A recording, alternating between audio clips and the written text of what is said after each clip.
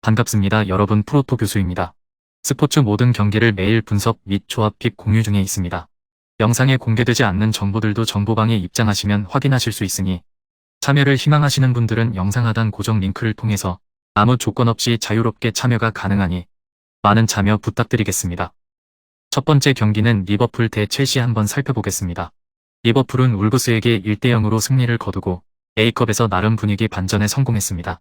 다만 1차전에서 승부를 내지 못하고 2차전까지 가서야 승부를 낼 수 있었던 자체가 문제인데 챔스 진출을 위해 꼭 잡아내야 첼시와의 승부를 앞두고 체력적인 부담을 져야 했기 때문이죠. 일단 로테이션을 꽤 돌린 모습이기는 하나 중원의 구성이 올 시즌 리버풀의 문제라는 것을 모르는 사람들은 없습니다. 중원의 티아고, henderson, 파비뉴 조합은 늘 기동성 문제에 시달리고 있어 상대의 역습 공간을 번번이 내주고 있는 상태죠. 엘리엇에 대한 클롭의 신뢰도 이제는 거두어야 할 때로 보이는데 엘리엇이 민첩한 스타일은 아니라 클롭 감독이 요구하는 압박 전술에 걸맞는 선수라고 보기는 어렵기 때문입니다. 첼시도 중원에 상당한 공백을 지니고 있기는 하지만 리버풀의 우세를 쉽게 생각하기는 어려운 이유입니다. 최근에는 알리송도 실수가 잦아지는 등 수비 과부하로 인한 실수로 허용하는 불필요한 실점도 많아지고 있는 상태죠. 이 와중에 리버풀은 라인을 올리는 특유의 전술을 고집하고 있어 라인을 내리고 보수적으로 접근해야 한다는 비판 의견을 묵살하는 듯한 모습을 보여주고 있습니다. 첼시는 팰리스를 1대0으로 잡아내면서 겨우 분위기 반전에 성공하는 모습이었습니다. 지난 경기에서는 새로 영입된 선수들이 투입되면서 새로운 피를 수혈했는데 바디아실이 데뷔전을 치렀고 그동안 출전 기회가 적었던 갤러거도 3선 메잘라로 나오는 등 많은 변화를 가져갔죠. 포터 감독은 첼시 부임 이후 중원 빌드업에 매우 신경을 쓰고 있는 상황이라 지난 경기에서 갤러거가 보여준 활약은 상당히 놀라웠죠. 조르지뉴의 수비 리스크를 지우기 위해 활동량을 넓게 가져갔고 볼 운반과 전진 패스 능력도 상당히 인상적이었습니다. 갤러거를 리버풀전에서 투입해 활동량과 기동력을 더하는 방식으로 기동성이 떨어지는 리버풀의 중원을 상대로 우세한 모습을 보여줄 수도 있을 것입니다. 펠릭스가 퇴장으로 한 달간 리그에서 볼 수 없는 상황이고 무드릭의 데뷔전이 이번 경기가 될지도 알 수 없는 상황이지만 갤러거의 활약으로 더 쉽게 공을 전진시킬 수 있었습니다. 갤러거가 종횡무진 뛰어다니면서 압박을 분산시키자 조르지뉴도 힘을 받는 모습이었고 풀백으로 나온 찰로바도 전진성을 보장받을 수 있게 되었습니다. 다만 여전히 왼쪽 측면에서 불안한 수비력을 보여주고 있어 상대 공격수인 살라를 잘 제어할 수 있을지는 미지수이기는 하나 살라도 집중 견제로 인해 올 시즌 폼이 좋지 못한 상황임에는 분명합니다. 첼시가 승리할 가능성도 있어 보이는 매치입니다. 클롭 감독이 가지고 있는 스쿼드는 클롭 감독이 요구하는 전술을 수행하기에는 노쇠화와 에너지 레벨 저하가 심각해진 상태죠. 지난 경기 갤러거의 활약상으로 첼시가 중원에서 실마리를 잡을 수 있고 중앙에서 우위를 점한다면 풀백들이 전진성을 보장받고 공격적으로도 좋은 모습을 보여줄 수 있습니다.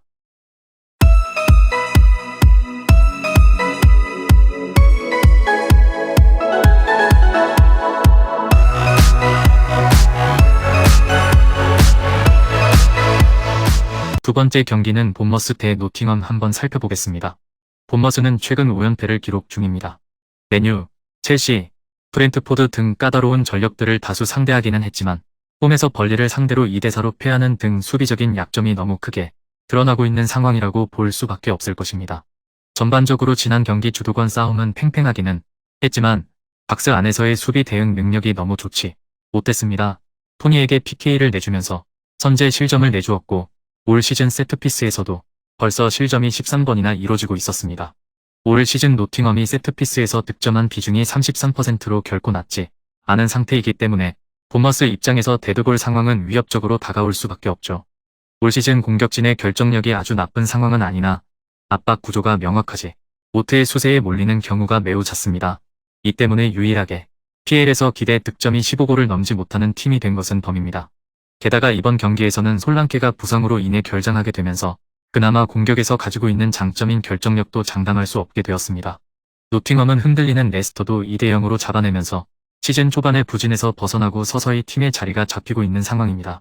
다만 유독 올 시즌 원정에서 약한 모습을 보이고 있어 본머스가 아무리 기세가 좋지 않다고 하더라도 우세한 양상을 만들 수 있을지는 의문. 로테이션을 돌렸다고는 하나 원정에서는 하브리그 팀인 블랙풀에게도 1대4로 패하는 등 아주 좋지 못한 상태입니다. 리그에서 원정 경기 1승을 기록하고 있는데 그나마 상대가 22인 사우스햄튼이라는 점을 감안한다면 높은 평가를 해주기 어려운 것이 사실입니다. 원정에서는 거의 수비만 합니다가 경기가 끝나는 경우가 잦은데 이를 반영하듯이 올 시즌 원정에서 노팅엄이 기록한 골은 이 골에 그치고 있습니다. 대신 수비적인 시퀀스는 상당히 좋아진 모습, 블랙풀을 상대로 사고를 허용하는 모습을 보이기는 했지만 앞서 언급했듯이 로테이션을 확 돌려버린 경기였고 해당 경기를 제외한 나머지 경기에서는 멀티 실점을 기록하지 않는 모습이었습니다. 중원에 숫자를 많이 배치하면서 상하 간격을 좁혀 공간을 내주지 않는 모습이 꽤 인상적이고 뒷공간으로 오는 패스를 견제하기 위해 전방에서는 압박의 강도를 높여 빌드업을 괴롭혀주고 있는 상태입니다. 스코어 접근이 가장 안전해 보이는 매치인데 본머스의 압박 시퀀스 완성도는 여전히 의문을 보내야 하는 것이 옳고 하브리그 팀은 벌리에게 사고를 실점하는 것에서 잘 나타나고 있는 상태라 난타전을 염두할 매치로 보여집니다.